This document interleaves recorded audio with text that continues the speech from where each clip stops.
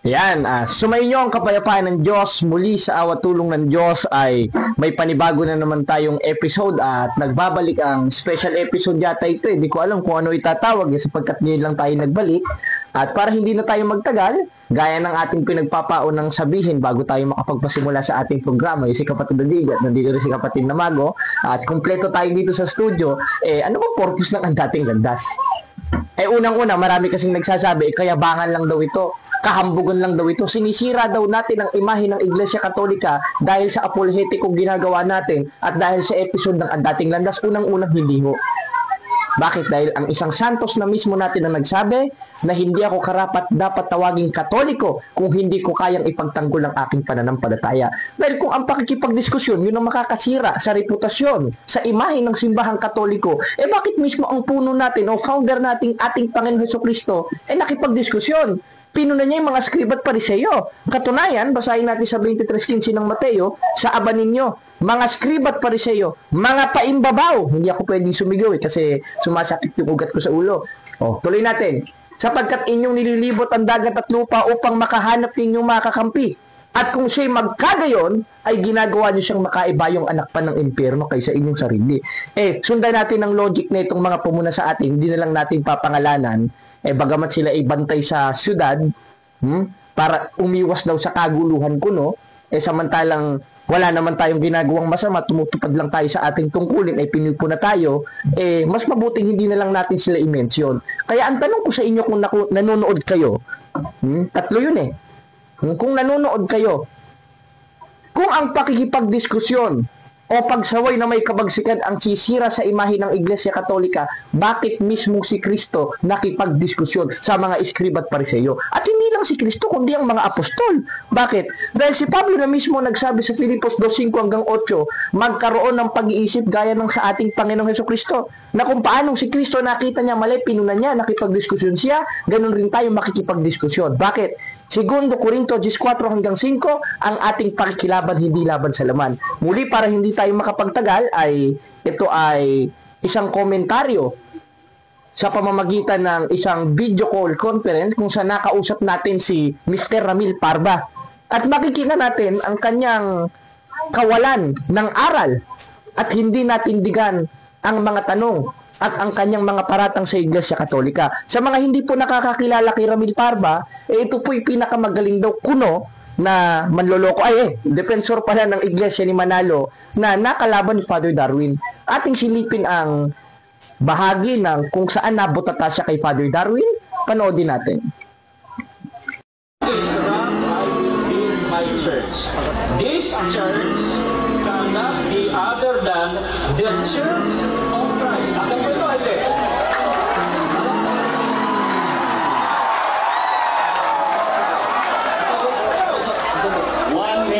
Mr. Moderator, ako ngayon, ibalik ang pasubok. Kaya ko na dito ba dito? Ano mo?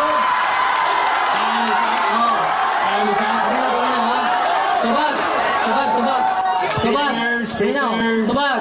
Behave! Ayos lang mo palabi, no? We base our argument based on logic, not on emotion, no? Time is on. Tubag, 1 minute. Sakto ang imong kikutlo o niya atong dugtong sa imong pasugo aron makasabot jugag sakto. Every time the Church of Christ has totally become the Catholic Church, although writers and historians treat them as synonymous. Every time nga mukutlo lagi kag libro nga Church of Christ, referado na sa synonymous kay Iglesia Katolika. Naana sa inyong pasugo. Ang akong ipakutana, ulitin ko, kasi yung binasa ko, tanggap mo ba ito? Yan lang muna tanong ko. Tanggap mo ba? The Church of Christ. Kayo sa obra, masama, di ba? Kapit ka. Continue the interpellation. Eko, sunod tanong. Tanong.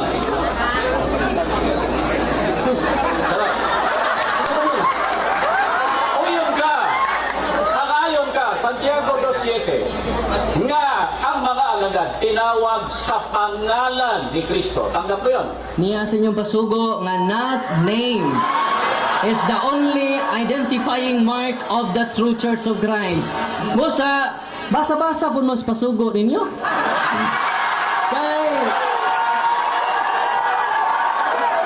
Kay mauro ni maghatag ninyo katinawan. O nya, wapa ko man. Ako'y 1 minute god, no? Nga akong gipamatudan, wa pa jud siya nagpaabot jud ko. Kadaghan man sa libro, wa na gamit ron kung di siya makahatag nako litra por litra. Na si Kristo'y nagkutkod sa Iglesia Katolika. Mao na nga ligon kayo kababarog. Unya kontra sa opinion lang. All opinions are equal with the absence of evidence. All opinions are equal. Patas ra ang tanang opinion kung wa kay gigunitang ebidensya. O pa mga kahatag og ebidensya. Nagpaabot ko. Iguwas na. Okay. Sumala. Yan, at ating napanood, butata. Talagang nasampal ng aral. Yan talaga sinasabi sa 2 Korinto 4 hanggang 5 eh. Na yung sandata ng mga apostol na hindi laban sa laman, hindi siya nakapuntos kay Father Darwin eh. Tanong sa atin ba nakapuntos si Ramil Parba? Panoodin natin ang naging pag-uusap natin at pakinggan nyo mabuti kung paano umiwas sa tanong at paano napatunayan mismo ni Ramil Parba na siya ay hindi tunay na Kristiyano sa pamamagitan ng pagkabutata, pinagpawisan eh. Paano pinagpawisan? Kahit hindi ko nakikita yung mukha niya sa call, talagang pinagpawisan nito sa pagchat ng tarantana. Sapagkat sunod-sunod ang ating tanong, sunod-sunod ang sampal sa kanya noong aral na ikaliligtas na sinasabi ni Pablo sa 15:2 ng unang Korinto. Ating panoorin ang naging usapan namin netong ministro na magaling daw kuno na nakalaban at nabutata ni Father Darwin sa Loon, Bohol. Panoodin natin ang aming pag-uusap. Pwedeng magtanong, Karamil? Oh, ano tanong? Di ba sabi mo, kasi napanood ko dun sa debate, walang Iglesia Katolika Apostolika Romana sa Biblia. Tinatanggap niyo po ba to, Karamil? Teka, hindi ako dapat mag-ano ngayon. Hindi, kasi po, kung tunay kayong Kristiyano, 3:15 ng unang Pedro, handa dapat kayo sa pagsagot. Ang tiniklaim ninyo, Kristiyano kayo, pero hindi naman kayo handang sumagot, sa makatwid, hindi kayo Kristiyano. 12:48 ng 1, ang nagtatakwil kay Kristo, nagtatakwil sa salita ni Kristo. Ano ba reliyon mo? Ano ko, kapatid, kaanib ko sa tunay na iglesia po, Karamil. Oh, di, ano ba? Ano bang reliyon? Ano nga reliyon? Ano pangalan? Yung itinatag po ni Kristo, 2,000 years ago, wala pa naman pong Security and Exchange Commission on Karamil Parba. Therefore, ipinangaral ang mga apostol, kaanib ang mga apostol, sa 9:31 ng gawa sa La Sagrada Biblia, Las Iglesias Católicas Apostolica Romana, hindi Iglesia ni Cristo na na-registered in Philippines in 1914, Karamil. Kaya magtatanong nga po ako brother, at hindi ito ang lugar para tayo mag-diskusyon. Kung gusto mo ng pumunta ka dyan sa... Hindi, Karamil, Kristiyano po ba kayo, Karamil Parba? Oo naman. Bakit kung Kristiyano po kayo, kasi yung tunay na Kristiyano, sumasamba po kay Kristo, tama? Kahit may trabaho ako ngayon, kahit ako nagtuturo, paano mo ako? Pasasagutin mo ako? Opo, nasa 6:33 po ng Mateo yun. Dapat hanapin ninyo ang kanyang kaharian at ang kanyang katwiran. At lahat ng bagay na ito ay pawang idaragdag niya sa inyo. Therefore, kahit nasa trabaho tayo, uunahin natin ang atong Ginoong Hesukristo. Ayan, pinatay na ni Karamil Parba. Naipit na. Ang bihira. Yan ang hindi tunay na Kristiyano. 3:15 ng unang Pedro, hindi makasagot sa simpleng tanong. Ayan napakinggan nyo mga kapatid At yan, ating napanood, talagang pinatunayan niya lang gaya ng ating pinagpaunang sabihin kanina na siya ay hindi talaga tunay na Kristiyano. Kasi unang-una nagtatanong ako, sabi daw nagtatrabaho daw siya. Ngayon, ano ba yung trabaho niya? Hindi ba't siya ministro ng Iglesia ni Cristo ni Manalo? Pero niya 3:15 ng unang Pedro, hindi sa inyo itinuro ng sugo ninyo? Noong 1914? At hanggang ngayon na si Kaedong Manalo, hindi pa rin itinuro sa inyong 3:15 ng unang Pedro? Na ang tunay na mananamba kay Kristo, basahin natin sa 3:15 ng unang Pedro, ganito ang ating mababasa. Na inyong sambahin si Kristong Panginoon, na inyong buong puso, na handa kayo sa pagsagot. Tanong, nung tinanong ko si Ramil Parba, handa pa siya sa pagsagot? Hindi nga siya nakasagot Biruin mo, tinanong ako, saan ka ba kaanib? Sabi ko, aba, sa tunay na iglesia. At yung iglesia na yon, hindi inirehistro sa Security and Exchange Commission. Dahil nung panahon ng ating Panginoon Kristo, wala pa naman Security and Exchange Commission noon. At according sa history, yun ang Roman Catholic Church. Na ano? Na naitayo nung 1st century at ayon sa Greuler Encyclopedia sa volume 16 sa pahina 200, the history of the Roman Catholic Church began upper room in Jerusalem almost 2,000 years ago. Ang nakalagay, about 120 persons were gathered there. The church described to be the society that Jesus Christ found. Kaya yung iglesia na yon, na naitayo ng wala pang Security and Exchange Commission, yun ang Iglesia Katolika. Na itinayo ni Kristo na hindi pananaigan ng Hades. Ibig sabihin, kahit anong taon, kahit anong bansa, hindi magigiba yung iglesia ang itinayo niya. Dahil si Kristo nga mismo nagtayo Inutos sa kanya ng Diyos Bakit? 12:49 ng 1, sapagkat ako'y hindi nagsasalita ng mula sa aking sarili, kundi ang Ama na nagsugo sa akin, siyang naguutos kung anong aking sasabihin at kung anong aking sasalitain. Therefore, lahat ng lumalabas sa bibig ni Kristo galing mismo dun sa Diyos, na siyang Ama na nagsugo sa kanya ayon sa 4:4 ng Galacia. Sapagkat isinugo ng Diyos, ayon kay Pablo, ang kanyang anak na ipinanganak ng isang babae. Ibig sabihin, yung nagsugo sa kanya na yun ang Ama na nasa langit nung panahon na yon, sapagkat yung tunay na Diyos sa 5:20 ng unang 1 naparito at yun si Kristo at iisa sila ng Ama, yun ang nag-utos sa kanya. Aba, sinungaling ba ang Ama? 1:2 ng Tito. Sa pag-asa ng buhay na walang hanggan na ipinangako ng Diyos na hindi makapagsisinungaling. Kaya ang Diyos hindi makapagsisinungaling yun. At yun ang sinabi niya sa ating Panginoon Kristo. Kaya ang sinabi niya sa 16:18 ng Mateo, kahit pintuan ng Hades, hindi pananaigan ang simbahan na itinayo niya. Therefore, that is existed in 1st, 2nd, 3rd, 4th hanggang sa 2025. Tanong, kailan ba sila lumitaw? Kailan ba lumitaw ang iglesia ni Manalo? Basahin natin dito sa isang aklat ni Douglas. Nandito yon. Makibalasa, kapatid na JB, yung kay Douglas M. Ayan, hindi. I-ano natin dyan. Ayan, itong aklat na ito. Basahin natin yung aklat mismo sa aklat ng mga nagsusuri. Talagang maganda ito dahil utos naman ito Unang Thessalonica 5:21-22. Subukin yung lahat ng bagay. Ngayon, sasabihin ng mga ministro, bakit official doctrine nyo ba ito? Official doctrine ba yan na Iglesia ni Cristo? Hindi. Pero ito ang isa sa mga sinabi ng mga taong nagsusuri na sumunod lang sa 4:1 ng unang 1 patungkol sa inyong iglesia at sinong nagtayo. Basahin natin. Ang sabi dito sa pahina 776, noong 1978, ang Pilipinas ay gumawa ng sarili nitong kulto. Cool. Talaga, malamig talaga, kulto. Higit sa lahat, ang Iglesia ni Cristo o Church of Christ na itinatag noong 1914. Sino nagtatag? Ni Felix Manalo. Abay, paano magiging yan ang tinutukoy sa 16:18 ng Mateo? Samantalang naitayo yon 1st century. Saan naitayo? Sa Jerusalem. At kaya ng binasa natin sa Greuler Encyclopedia, walang ibang iglesyang naitayo sa Jerusalem 2,000 years ago, which is 1st century, kundi ang Catholic Church, and that society was Jesus Christ found. At inaamin naman ang pasubo nila yun Basahin natin sa 1988 ng pasugo na inaamin mismo ng kanilang mga ministro na ang tunay na iglesia ni Kristo ay ang Iglesia Katolika.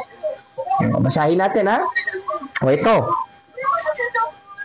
Ayan. Even the secular history shows a direct time link between the Catholic Church and the Apostle, leading to the conclusion that the true Church of Christ is the Catholic Church. Bay, napakalinaw. Nasa pahina 6. Napasugo na mismo nila umaamin, kasaysayan na mismo nila umaamin na yung iglesyang itinayo sa Jerusalem, which is naitayo ng 1st century, kagaya ng nasa 16:18 ng Mateo, ay ang Iglesia Katolika. Bakit? Dahil yan ang official doctrine ng simbahan Catechism of the Catholic Church 8:11, this is the true soul, that the true Church of Christ is the Catholic Church. Inaamin na mismo ng pasubo nila At talagang good boy pala itong mga nag-imprenta nito, Siguro ang nag-imprenta niyan si yung namatay na Yung ibinuro dun sa Quezon na dagsa-dagsang mga iglesia ni Manalo yung pumunta. Yes, Eranyo ba yon? Yung natakot ba kay Soriano? Yung hinamon ni Soriano, tanda ko yun, napanood ko yun eh. Ang mga bumira naman, itong sila Ramil Parba. At si Ramil Parba naman, kahihiyan ngayon ang nangyari sa kanya. Sapagkat nung 2017, nakipagdebate siya sa ating bagitong pari na si Padre Darwin, nabutata. Ngayon, ako naman ang humarap sa kanya, may naisagot pa? Wala. Yan ang tanda na yan mga yan ay panay dakdak lang, walang gawa. 3:18 ng uno ay talagang magagalit nito si Apostol Juan. Anong sabi? Huwag kayong iibig ng salita ni ng di laman kundi ng gawat katotohanan. Ano bang trabaho niya? Hindi ba't ministro siya? Ano ba tungkulin ng ministro? At tinanong ko sa kanya kanina, siya ba'y Kristiyano? Kristiyano. Ano bang tungkulin ng ministro at Kristiyano? Gaya ng binasa natin, hindi yata tinuro sa kanya ni Manalo sa 3:15 ng unang Pedro, inyong sambahin si Kristong Panginoon na inyong buong puso na handa kayo sa pagsagot. Ngayon nakita nyo, paano naging tunay na Kristiyano si Ramil Parba at mga ministro niya? Samantalang hindi man lang naituro sa kanila ng kanilang sugo at puno ang 3:15 ng unang Pedro na dapat lagi kang handa sa pagsagot. Sabi niya, nasa trabaho ka. Ano ba ang trabaho mo? Di ba't ministro ka? Ano ba tungkulin ng ministro? O ano ba tungkulin ng Kristiyano na sinasabi mo Kristiyano ka kuno? Na pagtanong ko sa iyo, umamin ka? Handa dapat sa pagsagot. Bakit? 15:2 ng unang Korinto. At sa pamamagitan naman ito, ligtas kayo. Kung matyaga ninyong iingatan ang mga salitang ipinangaral ko. Sa paanong paraan iingatan? Halimbawa, meron sa yung gamit, itong Biblia. Ipinahiram ko muna kay kapatid na JB. Kapatid na JB, ingatan mo to. Pag sinabing ingatan, ay talagang pahahalagahan mo yun. Itatabi mo yun kung saan ka pumunta. Kaya nga pag-iingat, hindi mo pwedeng maiwala yun. Gaya ng kaligtasan. Dahil may possibility iwala yan eh. Ikalawang 1:18. Kaya palpak talagang itong mga Baptist na ito eh. Pero hindi yan ang tema natin, mga kababayan. Ang tema natin, yung katuwagan at pagiging hindi Kristiyano ni Ramil Parba sapagkat hindi nakasagot sa ating tanong. Tayo ang tinanong. Nasagot naman natin. Bakit? Dahil yung tunay na iglesia ni Cristo sa Biblia, sa 16:16 ng Roma, in King James Version, Churches of Christ, dahil panahon pa lang ng mga apostoles nangalat na. Kaya meron sa Korinto, 1:1 hanggang 2 ng unang Korinto, si Pablo na tinawag na maging apostol ni Jesucristo sa kalooban ng Diyos at ni Sostenes sa ating kapatid sa iglesia ng Diyos na nasa Korinto. Meron na sa Roma, 1:7 ng Roma. Sa lahat ninyong mga nasa Roma, iniibig ng Diyos, tinawag na mga banal. Tinubos na ng dugo, 20:28 ng gawa. Kaya ang sabi sa 9:31 ng gawa, yung mga iglesia ni Kristo na yon o yung mga iglesia ng Diyos, tinatawag na Ecclesian Kataholos sa Greek. Means universal o nanangalat, means Catholic Church. Kaya ang sabi sa Sagrada Biblia, basahin natin mga kababayan, Las Iglesias Católicas Apostolica Romana. Pakita natin kapatid na JB dito sa screen. Ayan, napakalinaw. Inimprenta ko pa. Anong nakalagay? Las Iglesia Católica Apostolica Romana. Kala ko ba ang Biblia originated in Greek? Bakit sa Latin kayo nagbabase? Tama. Bakit? Dahil itong Latin ito, ang pinagkuhanan nito, yung original translation sa Greek. Na Na Ecclesian Kataholos. Means universal na ang kahulugan ay Catholic o nangalat. Ayan, nasa Greek interlineal. Anong nakalagay? Ecclesian Kataholos. Kaya walang masama kung gagamit ka ng Latin, kung ang original na pinagbatayan ay yung original na translation ng Biblia in Greek. Dahil ang Biblia ay transliterated, originated in Greek, Aramaic, in Hebrew, in New Testament. Ano pinagbatayan natin? Yung Greek, na ang nakalagay Ecclesian Kataholos. Bakit Iglesia Katolika, hindi Iglesia ng Diyos, hindi Iglesia ni Kristo? Kaya nga nangalat eh. Dahil mas matindi kung ikay lalabas sa pangalan ni Kristo. Dahil unang-una, sulpot ka nga, na-registered ka nung 1914, 1980s, lumabas ka sa pangalan ni Kristo, baka ikaw na yung kinatuparan ng 24:5 ng Mateo. Basahin natin. Sapagkat maraming magsisipar rito sa aking pangalan. Tanong mga kababayan, ano bang iglesia na naitatag sa Pilipinas at hindi lang basta sa Pilipinas, kundi sa buong sanglibutan ang tinatawag sa pangalan ni Kristo? Hindi ba't napakadami?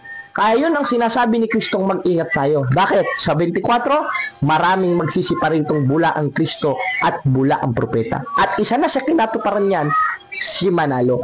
At yung peke niyang Kristo at yung peke niyang iglesia na ayon sa referensya nating binasa ay kulto sa demonyo, maka-impyerno dahil kontra sa aral ni Kristo, automatically na antikristo ayon mismo sa 12:48 ng 1. Ngayon, isa pa sa pinupunan nila, mga kapatid, mga kababayan, ang nag-imbento daw ng pangalang Iglesia Katolika ay si Ignacio. Kaya daw ang founder ng Iglesia Katolika ay si Ignacio. Mali! Tama!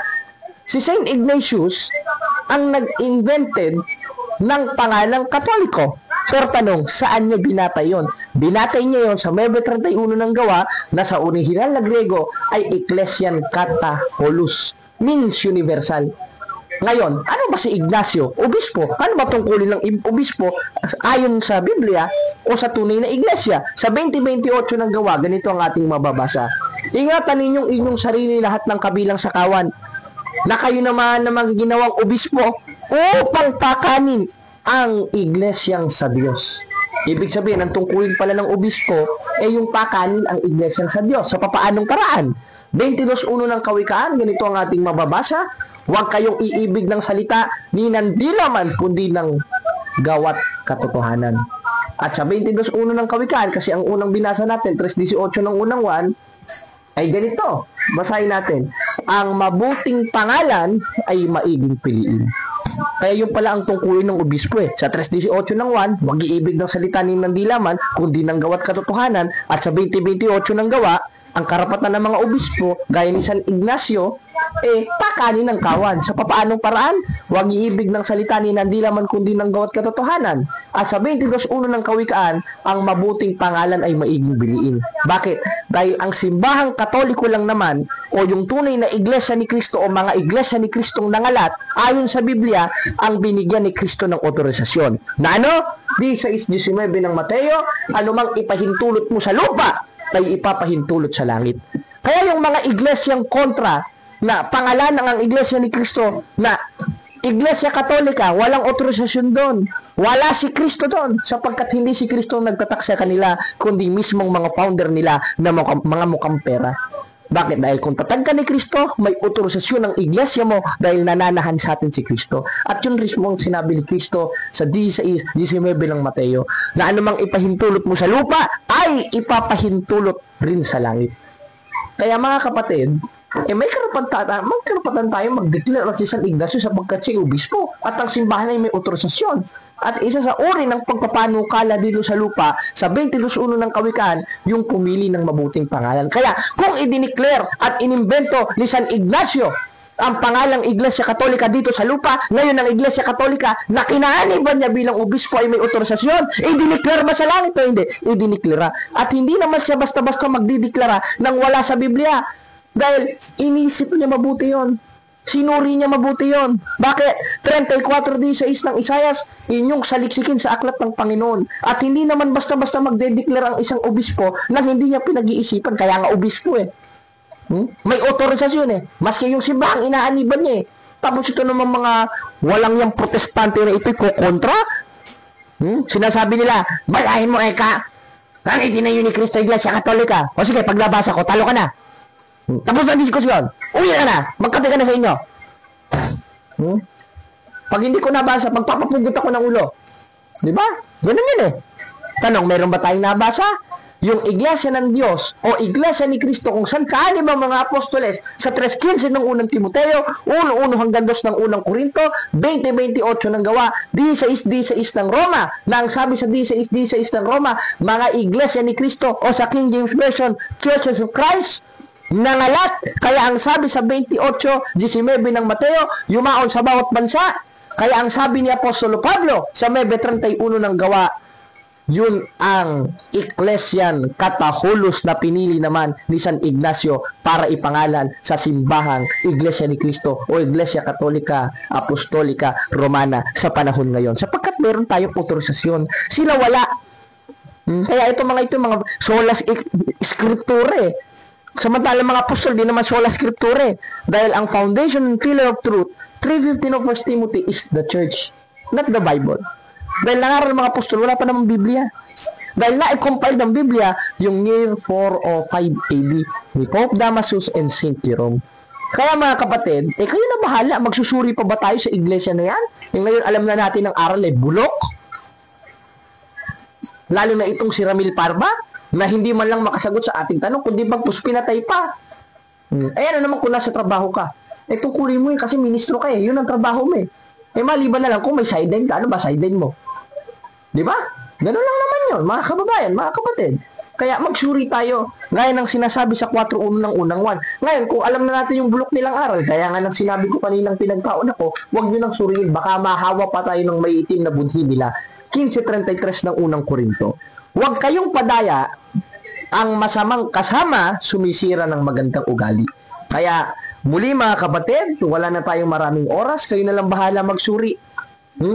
At ipagtanggol natin at magkaisa tayo gaya ng nasa 4.5 ng Epeso na isang Panginoon, isang pananampalataya at isang bautismo. Kaya magkaisa tayo sa pananampalataya, makipagbaka tayo at huwag tayong titigil sa paglilingkod sa simbahan. Kaya muli mga kapatid, mga kababayan, wala na tayong maraming oras, hanggang dito na lang po.